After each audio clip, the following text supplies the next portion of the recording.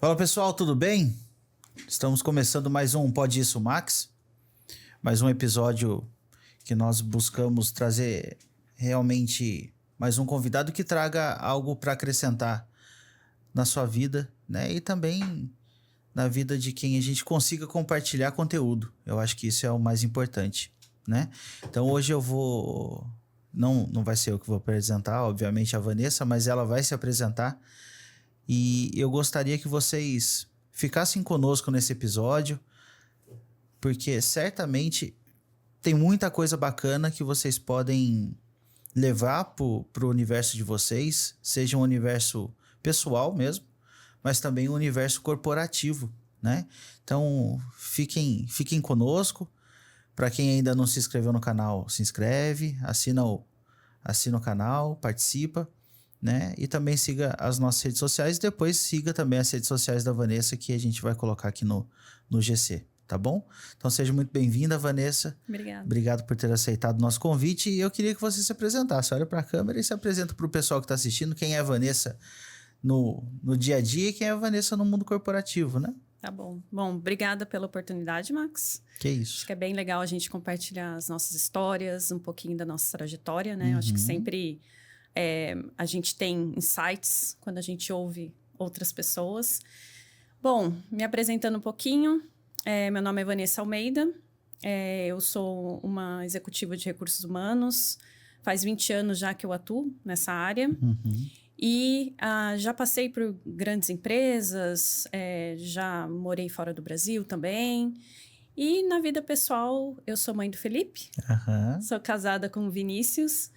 A gente já está junto há algum tempo e a gente mora em São José. Sim. E já moramos em vários lugares, então a gente tem uma história interessante. A gente tem 11 anos de casamento e 9 mudanças. Então... Quase a média de uma por ano. Exatamente. E agora a gente está estabelecido, então a gente vai ficar por aqui. Sou filha do Luiz, sou irmã do Vinícius também. Então tem 2 Vinícius aí na minha vida. Boa, bacana. Mas fala um pouquinho, como é que você começou essa trajetória de 20 anos? Como que você entrou nesse universo do recurso humano? Fala um pouquinho desse start da sua trajetória e depois a gente vai dar vai dar um rolê sobre a sua vida profissional, sobre essa vivência fora, né? Não só aqui do Brasil, mas fora também, né? Bom, recursos humanos caiu na minha vida de uma forma bem interessante, porque no começo da minha carreira, bem quando eu saí da faculdade, para onde que eu fui, né? Eu fui trabalhar em corporação, mesmo não sendo aquilo que eu estava estudando, porque eu sou formada em tradução. Tá. Mas aí eu comecei a gostar da parte corporativa, né? E quando eu fui para a área corporativa, eu comecei a me aperfeiçoar na área corporativa. Então, eu trabalhei em várias áreas. Trabalhei em qualidade, trabalhei em recursos humanos, trabalhei numa parte de supply chain e trabalhei, assim, muito especificamente em empresas que estavam começando no Brasil. Tá. Então, eu ia lá para o exterior, buscava todos os procedimentos e implementava aqui. Então, assim, isso me deu uma visão, assim, de negócio. Muito, né? Aumentou demais. Mas aí eu escolhi o RH. Falei, não, isso aqui é o que eu quero fazer mesmo. E aí eu tive meu primeiro emprego, né, em RH, totalmente em RH, que foi na Johnson. Tá. Comecei como analista, bem no começo de carreira, né? Comecei com uma área bem bacana, que é a parte de expatriação.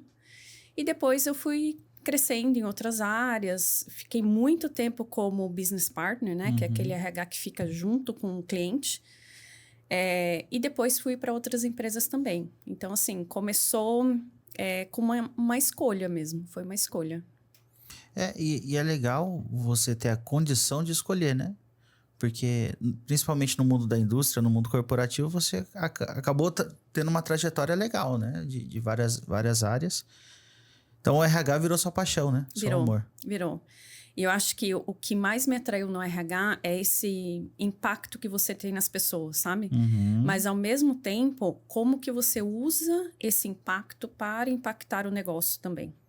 Então, não é RH pelas pessoas, é RH para as pessoas e pelo negócio. Sim, e isso é muito legal você citar, porque a gente muda, o RH muda a vida da corporação, da empresa, mas também aponta, né? A vida da pessoa ali. Sim. Então, é um trabalho de equilibrar os pratos para que todo mundo fique feliz no fim do dia, né? É. E não é fácil, né? Sem dúvida, é Não ser fácil. humano. Ser humano e resultados. Uhum. Então, assim, a empresa querendo lucro e Sim. a gente tomando conta também da parte que faz com que a empresa tenha lucro, Que são as pessoas, né? Me fala um pouquinho dessas experiências que você teve nesse universo, nessa trajetória, mas se você quiser citar alguma experiência específica, alguma empresa específica, é legal, mas fique à vontade. Uhum. Mas de como essas experiências trouxeram a forma de como você aprendeu a liderar esses departamentos, essas empresas ou essas pessoas, enfim, né? E principalmente depois a gente vai fazer uma conexão de cultura. Porque uma coisa é você trabalhar no RH de uma empresa nacional e a outra de uma empresa multinacional, Sim, né? sim. Bom, o que eu aprendi nesse tempo é que realmente a cultura da empresa move muito o tipo de liderança, né? Eu trabalhei em várias empresas, cada uma me ensinou coisas muito interessantes, até porque como a cultura, né, os comportamentos, os valores mudam, o líder, no geral, né, e aí eu precisei também ser líder, né, precisa se adaptar, se flexibilizar, sem deixar de ser ele mesmo, né? Então, sem deixar de ter a sua essência ali, né, impor a sua marca ali, ou a sua digital, mas também se adaptando à cultura da empresa. Então, assim, no geral, né, o que eu aprendi, quando você está numa empresa muito grande, geralmente nós temos muitas coisas prontas, né? Então, vem muita coisa da corporação e a gente traduz isso com a cultura local para que seja factível implementar. Sem né? dúvida. Quando você está em empresa menor, que você tem que fazer muito mais coisa, primeiro que você aprende muito, né? Porque você precisa realmente ali inovar, usar criatividade, pensar fora da caixa. E você consegue um pouco mais, imprimir um pouco mais daquilo que é realmente a cultura local. E, na verdade, o que eu acho? Liderar como um todo, em qualquer área, é equilibrar. Né? É equilibrar aquilo que é seu, de verdade, a sua identidade, equilibrar a identidade da empresa, porque um líder é um representante da empresa, e equilibrar aquilo que faz com que as pessoas tenham vontade de trabalhar e gerar resultado. Muito legal. Muito legal. Me fala, Vanessa, pessoal, não sei se é importante vocês terem prestado atenção isso aqui vai dar um corte de rede social, sem dúvida. Mas isso é importante a gente prestar atenção. Mas ao longo dessa jornada, que aprendizado que mais moldou a sua visão assim, no papel de RH? Em questão de organização? Bom, é interessante quando a gente começa em RH, porque a visão que a gente tem de RH no mercado, inclusive eu fiz um MBA em gestão estratégica de pessoas, e essa era a visão que eu tinha dentro do MBA, é que o RH é feito de processos. Então, é processual. Você entrega processo e você está fazendo o seu papel. Quando eu tive a oportunidade de atuar muito forte como business partner, né, parceira do negócio, eu entendi que não. Que, na verdade, os processos são os meios, mas você é uma área de negócio. Então, para mim, essa foi a virada de chave. Se você não consegue se ver como RH, como área de negócio, você sempre fica lá no back-office. Você sempre está como coadjuvante e nunca como protagonista. E quando, claro, a empresa precisa ter esse espaço, mas a gente também precisa se posicionar para isso. Quando a gente vira uma área de negócio, como todas as outras áreas, vendas, finanças, marketing, a gente tem poder de decisão na empresa. A gente pode mover a agulha dos resultados, né? E a gente consegue, de verdade, fazer a diferença na estratégia. Então, em vez de ser só processual, que é o que muitos RHs ainda são, né? a gente ter voz como RH. Mas precisa ter voz. Departamento ou enfim, o RH de qualquer corporação, ela tem que ter voz. Né? Eu sempre trabalhei muito parceiro do RH, porque o marketing tem um papel muito bacana junto com o RH quando faz um endomarketing muito bem feito, quando a gente consegue fazer uma campanha que a gente consegue, como eu posso dizer, engajar, né, o time interno, independente de departamento ou de setor. Então o RH é primordial essa parceria, e principalmente que tenha voz, né? Que a diretoria, que o CEO, ou enfim, consiga entender que o RH está ali para somar, né? E mais do que isso, o RH acaba trazendo muito da visão do colaborador ali embaixo, que muitas vezes eles não têm, né? Sim. Então consegue fazer esse trânsito de informações e mexer efetivamente na questão de cultura, né? Fortalecer a cultura, fortalecer os valores dentro da empresa para que todo mundo reme junto, né, para o mesmo lado, né? Sim, é isso mesmo. Eu acho essencial isso aí. E aí, falando nesse lance de essencial com papel, né? Qual que na sua visão, Vanessa, a maior dor dos líderes e time de RH hoje? Eu acho que está muito conectado com aquilo que a gente falou antes. Se você deixar, você é inundado pelo operacional. Inundado. Por quê? Você tem que fazer folha de pagamento. Uhum. Alguém tem que pagar, certo? Sim. Alguém precisa cumprir legislação. Alguém precisa ter certeza de que a gente está fazendo tudo o que precisa fazer dentro da lei para que o colaborador esteja e a empresa esteja em compliance, né, com tudo. Sim. Então, assim, é muito fácil você mergulhar nisso. E entregar isso muito bem, porque isso também é papel do RH. Mas eu acho que a maior dor hoje é realmente não conseguir ir além disso.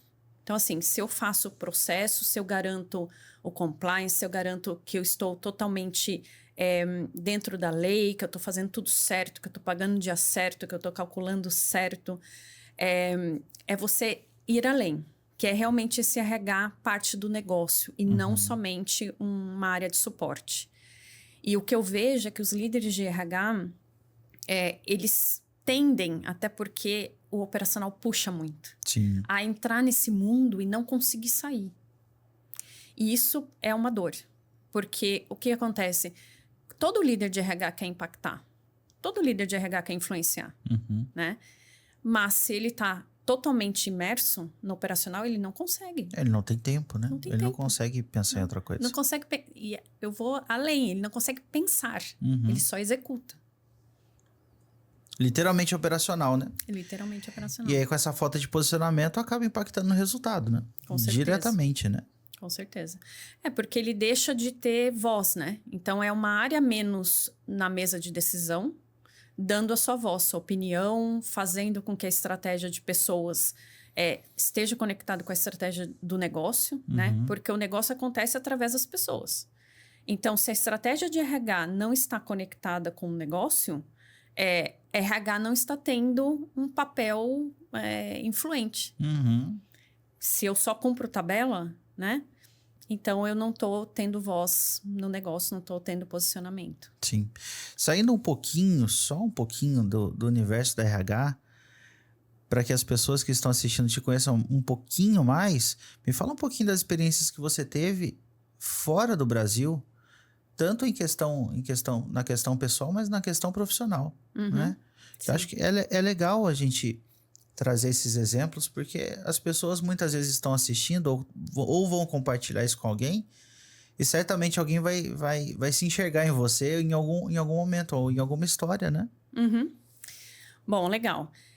Antes mesmo de morar fora do Brasil, eu já tive, né, anteriormente, experiências na América Latina, né? Então, eu tinha escopo América Latina, eu tinha México, Panamá, Chile, Colômbia.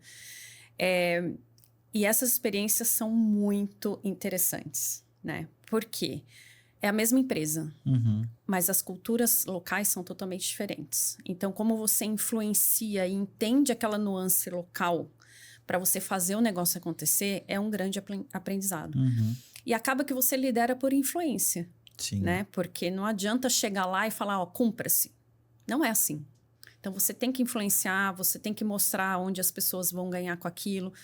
É realmente comunicação, influência, liderança em cada um dos países, né? Uhum. Então, se a gente pega, por exemplo, a América Latina, a questão de hierarquia é muito diferente em cada um dos países, né? Sim. Até a forma de tratamento, né? Então, você vai para a Colômbia, por exemplo, as pessoas te chamam de senhor e senhora. E a gente não está acostumado com isso aqui, né? A gente é mais informal, eles são mais formais. O México tem toda uma característica de liderança também muito pautada na hierarquia, né? Uhum. E o que acontece? Culturalmente, nós fomos colonizados por portugueses e eles por espanhóis. Uhum. E a gente consegue ver essa diferença. Consegue ver. Então, assim, aprender um pouco disso, mesmo sem ter morado fora aqui na América Latina, foi bem, bem interessante. Isso me preparou um pouco para quando eu fui morar fora, né? Eu morei em Amsterdã, fui transferida, né, de uma empresa que eu estava trabalhando aqui, fui transferida para lá. Super oportunidade, né? Era meu sonho morar fora do país, né? Ter uma experiência fora mesmo. Tanto pessoalmente, né? Para vivenciar outra cultura, Sim. experienciar essa coisa de não estar no seu país, né? Como é que você se vira fora do seu país? Você tem que fazer um RG. Como é que você faz um RG, sabe? Umas coisas assim que te trazem umas habilidades que você nunca imaginou que você teria, né? É porque você é da zona de conforto, né? Total. Você sai aqui, você sabe onde você vai, você sabe o que você faz, né? Lá não, né? E isso te traz, assim, te traz um desenvolvimento incrível, né? É doloroso, tá? Não é fácil. Sem dúvida. Não é fácil, mas é interessante, eu acho que tem muito ganho. Quando eu fui para Amsterdã, bom, primeiro a Europa nunca tinha sido o meu objetivo, né? Meu objetivo era Estados Unidos. Mas aconteceu na Europa e eu embarquei, né? Fui com a minha família, então também outra transição importante, Sim. né? Felipe começando escola, tendo que se adaptar com língua nova, escola nova, né? O Vinícius foi transferido, então, assim, começou a trabalhar remoto. E lá na Holanda, então, tinha tudo isso pessoal envolvido, né? Sim. Distância de família, de amigos, começar do zero, porque você está começando do zero, Sim. né? Todas essas facilidades que a gente tem, né? Manicure, cabeleireiro, comendo 1 quilo. Lá não tem, né? Para você agendar uma manicure são 40 dias. Nossa. E você paga um rim, né? Então, você tem que se virar muito. Você tem que fazer coisas que você nunca imaginou. Então, é uma adaptação muito forte, né? E eles têm um padrão de vida, assim, mais simples que o nosso. Eles são felizes com muito menos. Você também aprende isso. Como é que eu posso ser feliz com menos? Porque eles são, né? Bom, e aí levando para o lado da empresa, era a mesma empresa daqui do Brasil lá. Mas quando você chega lá, é totalmente outra cultura, né? E eu trabalhava no escritório que era regional. Então, era baseado em Amsterdã, mas atendia 6 países. Tá. E isso, assim... Aqui na América Latina já era diferente, imagina lá na Europa, que tem todo um histórico de milênios, de guerras, de coisas que a gente não viveu, porque a gente não é de lá. Sim. Então, essas nuances, né? Como é que você influencia um líder que está lá nos Balcãs? Como é que você influencia um líder que está na Itália? Como é que você influencia um líder da Grécia? É totalmente diferente. Então, essas nuances foram bem interessantes, assim, entender. Porque realmente a gente não tem referência. Por mais que a gente leia, conheça de história... A gente não viveu aquilo. A gente não viveu. Não está no nosso DNA. Né? E só mantendo um pouquinho dessa vivência sua em Amsterdã, na Holanda, e uma brasileira, né? Como que eles enxergavam uma brasileira chegando em outro país com uma outra cultura para influenciar essa liderança? Max, eu vou falar assim, ó. Tem a página 1 e a página 2. Desculpa te cortar, porque quem tá assistindo certamente tem sonhos. E aí, nós somos brasileiros, né? E não tem como fugir isso, porque são outras culturas, né? São. É isso que eu digo. Tem a página 1 e a página 2. A página 1 da empresa é: queremos inclusão, queremos diversidade de pensamento, queremos etnias diferentes. A hora que você joga um elemento lá que não é igual, existe um conflito. Uhum. Um atrito, eu diria. Então, é bem interessante assim, porque você, pelo menos no meu caso, eu tive que cavar o meu espaço. Então, aqui no Brasil, eu já tinha o meu espaço, tanto é que estava tão credibilizada e validada que fui para lá. Uhum. Chegou lá, eu tive que me provar novamente. E aí eu não digo que é porque eu sou brasileira, mas porque eu não sou daquela cultura. Entendi. Né? Então, existia uma parte assim, os europeus são muito mais hierarquizados que nós também. Uhum. E querendo ou não, nós no Brasil, nós estamos muito alinhados com a cultura americana. E eu vim de empresa, eu trabalhei 20 anos em empresa americana. Sim. E a empresa lá era americana, mas estava na Europa. Uhum. Então, existe ali uma forma de tratar pessoas que não são iguais de uma maneira um pouco diferente. Claro que página 1 é quero você. Você vai trazer diversidade. Página 2 é opa, isso aí não cabe aqui. Uhum. E aí, o que coube a mim foi entender essas nuances e equilibrar. Às vezes não era fácil, porque assim, uma coisa de brasileiro, né? A gente entra numa reunião, a gente faz uma piada. Uhum. Uma vez eu fiz uma piada, assim, as pessoas ficaram... E não era de mau gosto, era uma piada boba, Uhum. assim, ridícula. Besteirinha, né? Besteirinha, que você fala, ai, gente, hoje tá sol, ai, queria estar na praia, sei lá, alguma coisa assim. Mas não foi nesse sentido. E as pessoas ficaram olhando pra mim, assim, nossa, da onde você tá vindo com isso, entendeu? E isso foi uma lição bem aprendida, assim, pra mim. Que até a forma como eles fazem ali o aquecimento de uma reunião é bem diferente. É outro rolê, né? É outro rolê. Falando de cultura, ainda mantendo esse universo de cultura que a gente tá conversando, mas trazendo para um outro ponto que, não vou chamar isso de polêmico, mas é um ponto que a gente tem que enfrentar, e isso não só no universo do RH, mas em todos os universos, principalmente no universo profissional, que é a diferença das gerações, né? Hoje nós temos no mercado de trabalho um menino ali com 18 anos e o outro com seus 50 anos. Então são gerações, obviamente pela idade, são gerações, são de diferentes idades, mas a geração, a X, Y, Z, Millennium e assim vai, isso impacta diretamente no resultado da empresa e também na construção dessa questão cultural dentro das empresas, né? E a gente está vivendo essa era de diversidade geracional, né? Então, o que você pode começar a falar sobre isso, sobre a diferença? Porque a gente tem que extrair sempre o melhor de cada geração. Seja do senhor de 50 anos que já está ali na corporação há mais de 20 anos e começou igual esse menino de 18, mas a geração é diferente, né? Sim.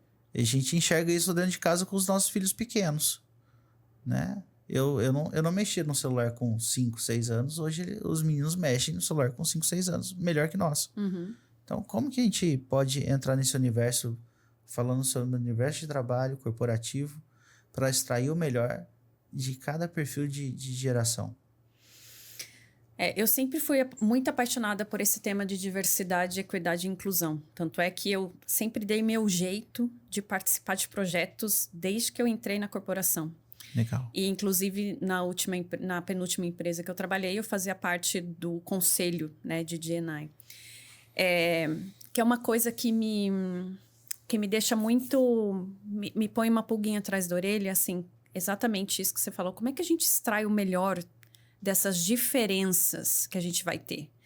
Porque vai ter, né? Eu e você somos indivíduos diferentes. Sim. Certo? E se a gente vai trabalhar na mesma corporação, o líder vai precisar lidar com nós dois, né? Agora, você imagina isso elevado, né, na diversidade de gerações. Antes de entrar nisso, o que é importante lembrar, né? Qual que é o denominador comum? Somos humanos. E o ser humano, ele tem necessidades básicas, desde os primórdios, né? Desde os homens das cavernas, que é pertencimento e eu quero estar fazendo algo pelo meu grupo. Então, eu pertenço a esse grupo e eu quero fazer algo pelo meu grupo. Isso vai para as corporações, vai para a nossa casa, né? É que a hora que a gente vê as diferenças só, a gente não consegue ver as similaridades. Tá. Né? E qual que é, eu acho, a maior pegadinha aí dessas gerações? Que realmente é a primeira vez que 4 gerações estão no mercado de trabalho, mas lembre-se, a gente já teve gerações diferentes trabalhando juntas no decorrer do tempo, né? Tem até eu não sei se é um meme, mas uma coisa que lá quando teve a depressão de 29, tinha, acho que não é meme, mas tinha jornais em Nova York falando assim, os jovens de hoje não querem trabalhar, que é o que a gente ouve hoje. Sim. Né? E assim, não querem trabalhar ou não querem trabalhar da forma como a gente trabalha? Exatamente isso. É diferente. Por quê? Vai mudando geração, cada vez que você é impactado pelas experiências, pela história, você tem uma lente diferente, né? E qual que é o segredo aí? Não é fácil. Não, como qualquer diversidade, não é fácil, né? Qual que é o maior desafio? É a inclusão. Como é que você inclui? Quando você tem um ambiente seguro, você está incluindo. O que é um ambiente seguro? É você conseguir dar voz a essa diversidade, né? Para que essa diversidade se sinta pertencendo e contribuindo para o grupo. Isso é o que gruda, né? É a colinha ali de tudo isso, né? Como é que você traz tudo isso para a mesa e extrai o melhor da pessoa de 50 anos, que tem uma visão construída aí de, sei lá, 30 anos do corporativo, e uma pessoa que está chegando agora, que não quer, nem quer chegar nos 30 anos de corporativo. A hora que ela não quiser mais estar naquele lugar, ela simplesmente vai embora. Como é que você junta esses dois elementos, né? Sim. E aí existem práticas que você pode fazer, né? Por exemplo, mentoria reversa é uma das coisas que as empresas têm usado muito, né? Então, o profissional de 50 anos vai ter uma mentoria reversa com um profissional de 20, né? Legal. E é uma troca, porque é como qualquer ser humano, diferente do outro. E um vai aprender com o outro, né? Um aprende com o outro. Né?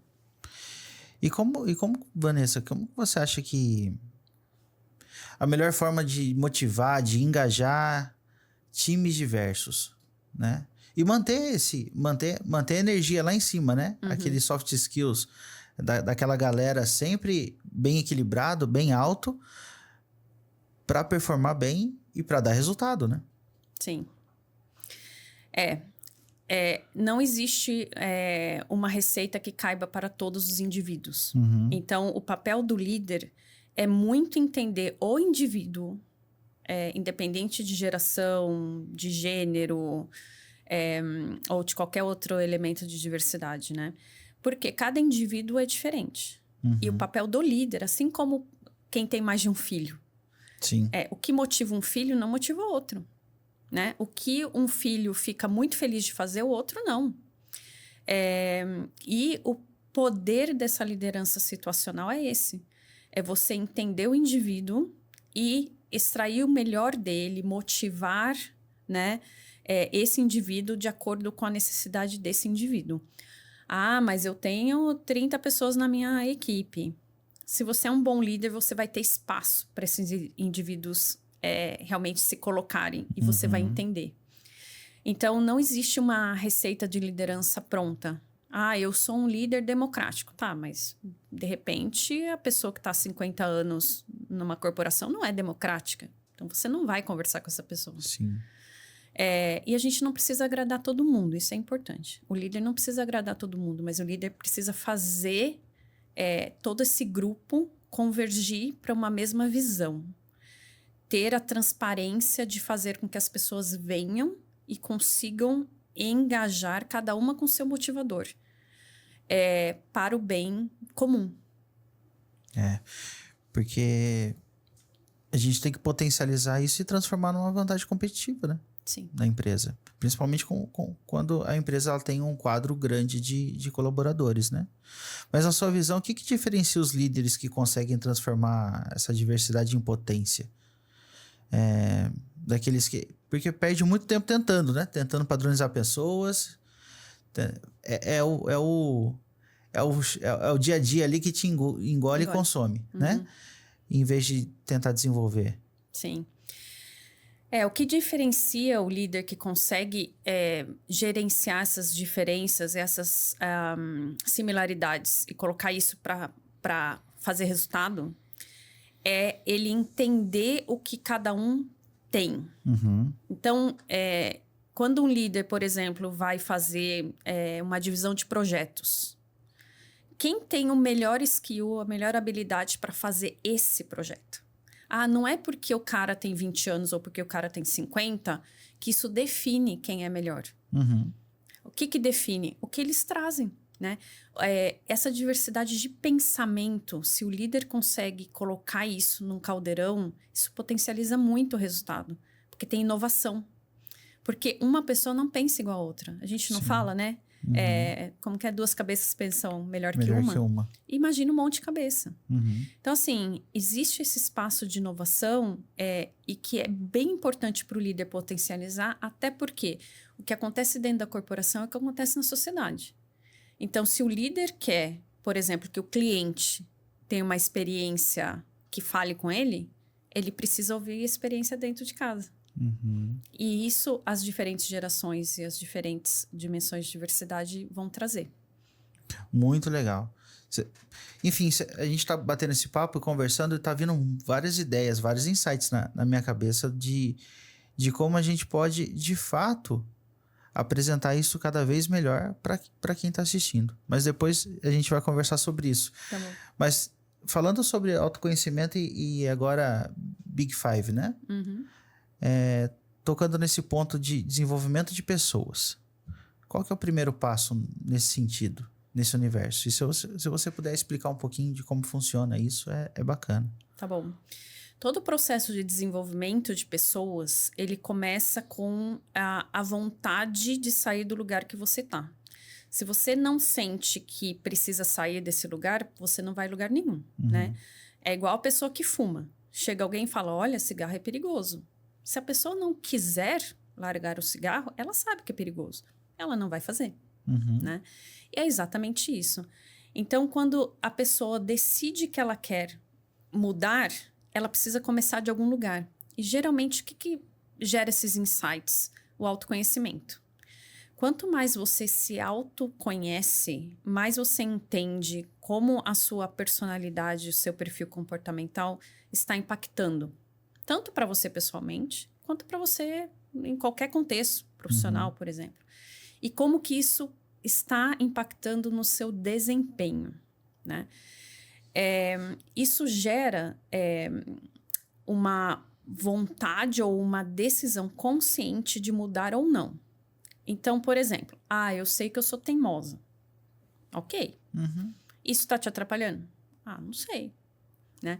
Então, um assessment, que é uma avaliação comportamental, que existem várias, né, no mundo, no mercado, ele ajuda você a ter uma avaliação mais científica dos dados, da sua personalidade, do seu comportamento, e você, a partir desse lugar, você, como indivíduo, escolhe conscientemente se você precisa ou se você quer se desenvolver.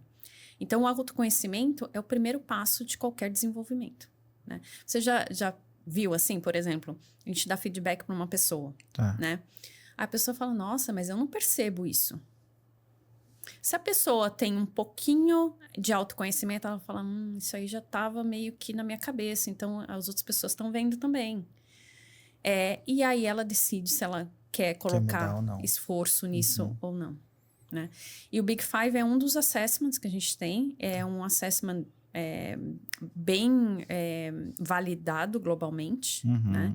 E é um assessment muito interessante porque ele traz os 5 traços da personalidade e como esses traços mostram os seus gatilhos, os seus pontos fortes, seus pontos de atenção. E aí, a partir daí, a pessoa pode gerar um plano de ação para desenvolvimento. E isso já é o seu dia a dia, isso já é o que você aplica nas consultorias, nas empresas que você trabalha. Sim, aplico bastante, principalmente em desenvolvimento de liderança. O Big Five é o meu primeiro passo. Bacana. Você utiliza, então, esse perfil comportamental de perfil Big Five, né? Em muitos dos programas e formações que você faz, seja palestra, treinamentos, consultorias e tudo mais, né? Mas o que essa ferramenta ela tem de tão poderosa, além da avaliação? Certamente... E uma outra pergunta, é uma curiosidade minha. Se eu fizer hoje e fizer daqui a um ano, a probabilidade do resultado ser diferente existe? Bom, vamos lá. Falando de Big Five, tá? Então, o Big Five é um assessment, uma ferramenta. O Big Five, por que eu gosto tanto dele, tá? Eu sou certificada em vários outros. Por que eu gosto dele? Bom, primeiro porque ele te compara com uma população brasileira. Tá. Os demais, nem sempre. E aí, eles te compara com populações globais. E, como nós falamos, a nuance da cultura é totalmente importante quando a gente fala de comportamento. Porque o indivíduo, ele se comporta dentro de uma cultura, né? O que é aceitável numa cultura não é aceitável em outra cultura. Sim. E estar sendo comparado com o público brasileiro é um diferencial. Segundo diferencial, como ele traz... ele tem uma psicometria, que é chamada. Então, é uma estatística com dados de personalidade. Então, ele realmente é uma avaliação científica. Porque tem um monte de assessment aí que você faz pela internet. Tá. Né? E a terceira coisa é que ele... como ele tem os 5 traços de personalidade, esses traços eles são validados por psicólogos no mundo todo. O que aconteceu? Lá em 1960, cada um chamava de uma coisa. Então, por exemplo, tem um dos traços que é a abertura ao novo. Um chamava de visionário, outro chamava de experimentador. E o que acontece? Eles colocaram uma nomenclatura harmonizada, padronizada. Tá. Então, isso é legal. Porque a hora que se você fizer o Big Five aqui e levar para outro lugar do mundo, ele tá válido. Todo mundo vai entender aquilo. Entendi. Né? Então, é isso que eu gosto no Big Five. Outra coisa, ele te dá uma profundidade, por exemplo, em estilos de liderança. Isso é muito legal. Porque além de você se conhecer como indivíduo, você também é acessado no seu estilo de liderança. Uma outra possibilidade, você pode fazer para times. Tá. E aí você entende as fortalezas e os pontos de atenção desse time. Então, isso é bem bacana. Sobre a duração, né? Se eu fizer agora, quanto tempo depois eu posso fazer ou vai mudar? Personalidade, no geral, não muda. Sim. Personalidade se forma até os 6 anos de idade, né? E vem da onde? Da família na qual você cresceu, no tipo de experiência que você viveu, a escola onde você foi. Então, basicamente, a personalidade é uma fundação, tá? Depois você vai adaptando comportamentos, né? Olha, lá na minha casa eu podia brigar com a minha irmã. Eu vou para a empresa, eu não posso brigar com a minha irmã, né? Você se adapta. O que acontece? Alguns marcos de vida, né, de história de vida, podem mexer um pouco com a personalidade. Que são quais? Luto, né? Então, experiência de perder alguém que você gosta.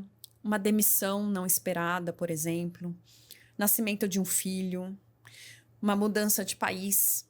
Então, são marcos muito fortes que podem mexer um pouquinho a agulha ali. Tá. tá? Alguns assessments são recomendados fazer de 2 em 2 anos. Não é o caso do Big Five, tá? Entendi. Big Five você pode até refazer depois de um marco desse para entender o que mudou, mas não precisa.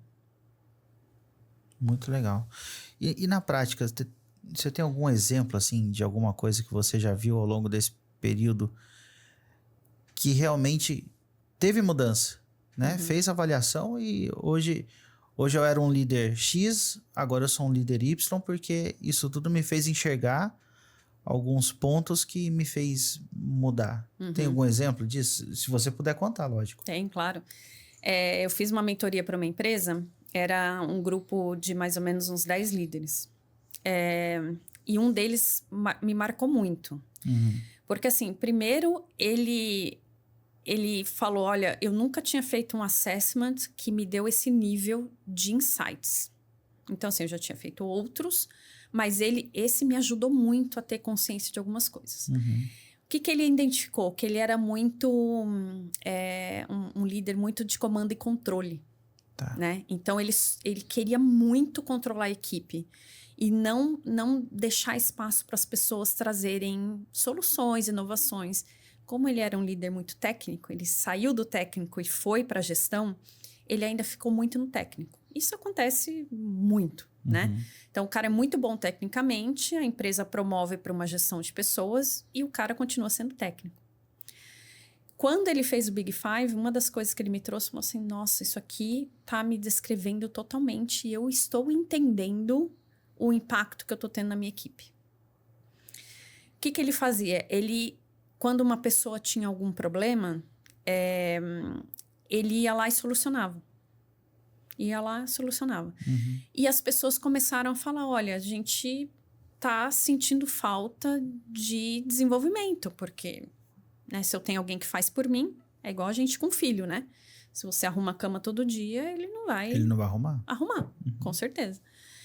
E aí, através do Big Five, ele falou assim, eu quero mudar esse comportamento. Eu sou assim, minha personalidade é essa, mas eu vou ajustar meu comportamento para isso. E aí, depois de um tempo, ele mandou uma mensagem e falou, nossa, Vanessa, assim, a gestão do meu time hoje é outra. Olha que legal. A forma com que as pessoas vêm trabalhar, a motivação é outra. A gente conseguiu mudar alguns processos que a gente não conseguia antes, porque era eu falando, esse dá certo, então não precisa pensar outra coisa. E as pessoas se sentem muito mais engajadas e sendo desenvolvidas, porque elas estão pensando fora da caixa. Né? E ele fala, é um esforço enorme para mim, porque não é o meu modus operandi, mas eu escolho fazer esse ajuste. Muito legal. Muito legal. Eu, na minha vida, eu trabalho com muitos líderes, né? E isso tudo que você está falando vem de encontro com perfis de pessoas. E muitas desses líderes acabam entrando em determinados cargos ou funções, muitas vezes porque já estava ali faz tempo e vai subindo e vai indo, mas não significa que ele tem aptidão para ser líder naquela pasta, E talvez isso seja uma dor grande de diversas empresas, diversos grupos, associações e assim vai. Então, de novo, quem está assistindo depois segue a Vanessa na rede social dela para continuar tendo contato com esse tipo de conteúdo, obviamente, tô sendo redundante, obviamente 2 vezes, mas entrar em contato com ela e ver o que ela pode oferecer para a empresa, para a corporação, para os líderes e fazer essa virada de chavinha como esse exemplo que ela acabou de dar, né? Agora, entrando na parte de experiência e método desse universo, porque você tem muitos anos de experiência, você disse no começo, média de 20 anos, mas depois de tantos anos de experiência, né, o que te motivou a criar um método para ajudar os líderes e de RH a assumir esse papel de estratégia como parceiro de negócio dentro das corporações? Bom, conecta muito com o que a gente falou da dor, né? Tá. Existe essa dor de que o líder de RH quer ser mais parceiro, Geralmente, tem muita bagagem técnica. Sabe muito de RH, né? Então, aquele cara que você ama ouvir, porque o cara tem uma bagagem, já passou por tanta coisa nessa vida de RH, que o cara é um guru, né? Mas não consegue traduzir isso como posicionamento para ser parceiro de negócio. Então, eu comecei a observar isso e durante a minha jornada toda, eu sempre mentoreei essas pessoas, né? A pessoa fala, nossa, eu sei muito disso, mas eu não consigo, por exemplo, dar uma opinião de negócio. E aí eu juntei tudo isso, essa vivência, né, que eu tive nesses anos, esses mentorados que eu tive também, esses conteúdos que eles me traziam. Sim. E formei um método, que é realmente um método que acelera esse posicionamento. Que faz com que o líder de RH, que já tem muito conteúdo, que já tem ele tem muito para contribuir, muito. Mas ele não consegue virar essa chave. Ele fica no processual, né? A gente fala que aquele líder de RH que tá tudo tinindo na parte operacional, o cara faz endomarketing como ninguém, ou seja, ele é reconhecido pelo negócio. Ele faz a parte dele muito bem, mas ele não consegue fazer esse outro passo. Então, por isso que eu formatei esse método, para realmente acelerar esse desenvolvimento desses líderes para esse posicionamento um pouco mais estratégico, um pouco mais com visão de negócio. É porque muitas pessoas desse universo, eles buscam de fato, vou fazer um curso X, vou fazer um MBA, né? Mas esse tipo de abordagem, vamos trazer para uma abordagem mais tradicional, né? Esse perfil de curso. Então, o que diferencia essa experiência e método que você está oferecendo para o mercado dessas oportunidades de cursos tradicionais, vamos dizer assim, né? O que tem de diferença? E questão de tempo também, né? Eu acredito que isso faz muita diferença na questão do tempo, não do curso, ou enfim, mas a questão do tempo do resultado, né? Sim. Bom, a gente entende desenvolvimento no geral, né? No 70-20-10, né? Então, você aprende 70% fazendo. 20% você entende quando outra pessoa já fez e você aprende com essa outra pessoa. E só 10% de curso formal, de treinamento formal. Então, pensa, por exemplo, num curso que você fez quando você tinha, sei lá, 20 anos. Okay. Se você não usou, hoje você provavelmente nem lembra o que você aprendeu. Sem dúvida. Né? E eu acho que a metodologia da mentoria, desse método, ele ajuda você a praticar. A sair desse lugar de só receber, de só construir conhecimento, para realmente colocar para fora esse conhecimento de uma forma mais estratégica. A diferença é essa, né? E a prática que eu já vivi. Então, assim, eu sei que dá certo. Case, né? Existem cases que deram certo. Exatamente. Né? Eu tive vários mentorandos que hoje estão em posições mais estratégicas, porque a gente trabalhou esses pontos de posicionamento. Fantástico. Fantástico. E é notável essa diferença, né? Entre eu particularmente hoje eu prefiro fazer alguns cursos, algumas mentorias, algo mais nichado talvez, mas que realmente potencialize o meu resultado naquilo que eu acredito que muitas pessoas estão enxergando dessa forma e preferem também investir a questão, não só a questão de grana, mas a questão também de tempo, né?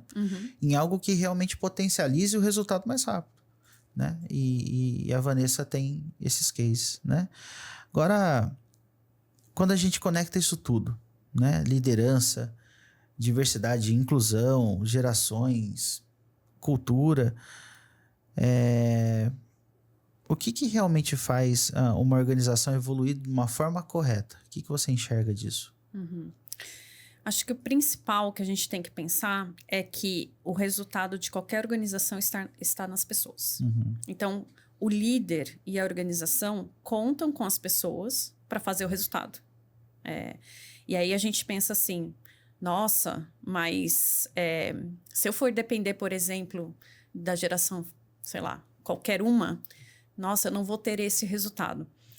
Isso, na verdade, é estigma, né? Porque a gente consegue mover as pessoas para uma visão comum, dentro da cultura da sua empresa, do seu país, de uma maneira com que a pessoa traga essa individualidade para dentro do negócio.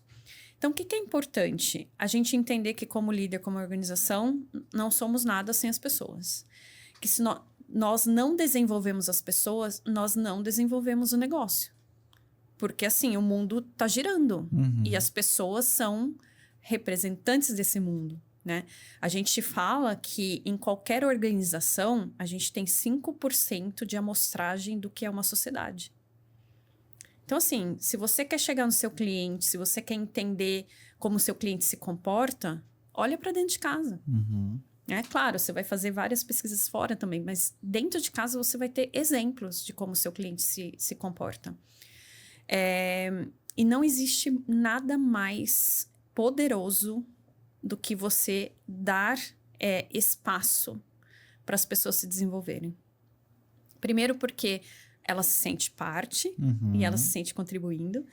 Depois porque elas conseguem entender, ok, eu tô aqui para isso e estão me deixando fazer isso.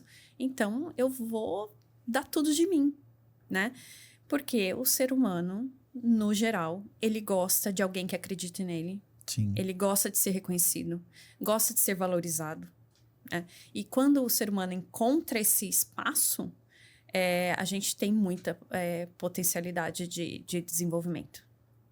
E tem aquela frase de que pro negócio, né? Quem não entende de pessoas não entende de negócio. Exato. Se você não entender de pessoas, o seu negócio não vai prosperar. Então, primeiro pessoas, depois negócio. É isso. Né? Vanessa, olha nessa câmera, por gentileza, e deixa um recado para quem está assistindo. 2 recados. Um primeiro recado para quem está querendo entrar nesse universo do RH, que quer começar a caminhar, né? Eu vou fazer uma faculdade de RH, vou entrar, enfim. Ou já atua há um pouquinho tempo. E também para aqueles que já estão nesse universo, né? Mas não como operacional de RH, mas o CEO, aquele gestor que precisa, de fato, trabalhar os líderes das empresas, né? Eu acho que é legal esses 2 recados para a gente caminhar para o encerramento. Pode ser? Pode. Bom, se você está escolhendo RH como profissão, seja bem-vindo, seja bem-vinda. É uma profissão linda, porque a gente realmente vê o resultado do nosso trabalho nas pessoas e nas organizações. Isso me encanta, né? Esse é um motivador meu. E eu acho que as pessoas que entram em RH realmente gostam de ver isso, né? O impacto do seu trabalho ali. O que eu falaria procure entender muito do negócio onde você está. Essa é a principal dica para quem realmente quer ser um RH que impacta, né? Claro, existem os processos, mas os processos nós aprendemos no dia a dia, né? Como eu falei, a gente aprende fazendo o processo. Então, é importante conhecer tecnicamente, sim. Mas o importante também para se posicionar é você conhecer do negócio. Visão de negócio para uma pessoa de RH faz toda a diferença. Quando o RH entende que a agenda de pessoas precisa traduzir a agenda do negócio, não tem como dar errado. Dá tudo bom, né? Porque você está trabalhando para o negócio e para as pessoas. Então, esse é o primeiro recado. Bom, recado para os líderes, né? Líderes de negócio, o quanto é importante que as organizações invistam na formação das lideranças. Porque o líder, ele é exatamente aquele sanduíche, né? Ele está entre a liderança, a alta liderança e as pessoas que fazem o negócio acontecer na vida real. A execução está ali. Então, se a gente não presta atenção nesse meio do sanduíche, a gente tende a ter muito problema de clima e muito problema de cultura. Por quê? São eles que levam a cultura da empresa. São eles que são o exemplo da cultura da empresa no dia a dia. A gente pode ter um monte de quadro falando quais são nossos valores, qual é a nossa missão, qual é a nossa visão, quais são os nossos produtos, como a gente impacta o cliente. Tudo isso é bem importante. Mas se a gente não tem o líder ali fazendo o negócio acontecer no dia a dia, vira só um quadro. Então, invistam nos seus líderes, tragam vivências para eles, né? Deem projetos que permitam com que eles consigam entender, né? Como liderar pessoas diferentes, como estar à frente até de assuntos diferentes. Porque a gente tem essa mania de promover o técnico bom, mas a gente não prepara esse técnico bom para ser um bom gestor. E esse cara é o cara responsável pelo seu resultado, porque é ele que está com as pessoas no dia a dia. Então, invistam na média liderança, invistam na alta liderança, invistam naquelas pessoas que vocês entendem que têm potencial para a liderança, mas que nunca tiveram nenhum projeto, nunca foram expostos a isso. Existem milhares de formas da gente desenvolver liderança, mas é importante parar e ser estratégico sobre isso. Né? Ter a intenção em vez de jogar os líderes lá e falar, olha, agora você é gestor de pessoas, toma aí seu desafio. Isso é muito doloroso para o líder que chega de primeira viagem. Então, invistam na sua liderança. Show! Obrigado. Eu acredito que foi enriquecedor esses conteúdos que a gente trouxe para quem está assistindo a gente. De novo, para quem está assistindo, peguem esses insights, esses conteúdos e compartilhe, tá bom? Compartilhe porque vale a pena. A gente muda a nossa vida e a gente muda a vida de quem está assistindo, dos nossos amigos, parceiros, enfim. Isso faz diferença. Obrigado por ter vindo. Espero que tenha gostado desse bate-papo um pouquinho rápido, com pequenas pinceladas sobre vários pontos, mas eu acredito que num todo o resultado desse conteúdo denso, né? Porque é denso, é um conteúdo profundo. Faça a diferença na vida, principalmente de quem está assistindo. Obrigado por ter vindo e a gente vai conversando mais e se encontrando em outras oportunidades. Tá bom. Eu super agradeço vocês, né, por terem ficado até aqui. Agradeço o Max pela oportunidade. Eu sou apaixonada pelo que eu faço, então cada oportunidade que eu tenho de falar disso é muito prazeroso. E eu acho que esse é o segredo do sucesso para qualquer pessoa. Viver daquilo que a gente gosta. Né? E que acredita, né? Exatamente. E que faz sentido para você. Eu acho que isso é bem importante. É isso aí. E eu tenho certeza que alguém ou alguéms vão ter insights, né, sobre essa conversa aqui. Então, já valeu. Sem dúvida. Obrigado. Pessoal, obrigado por ter ficado conosco até esse finzinho. Em breve, outros episódios e a gente continua conversando e siga as nossas redes sociais de novo, né? Tanto o Instagram quanto o nosso YouTube. Beleza? Valeu, obrigado. Obrigada. Até a próxima. Valeu!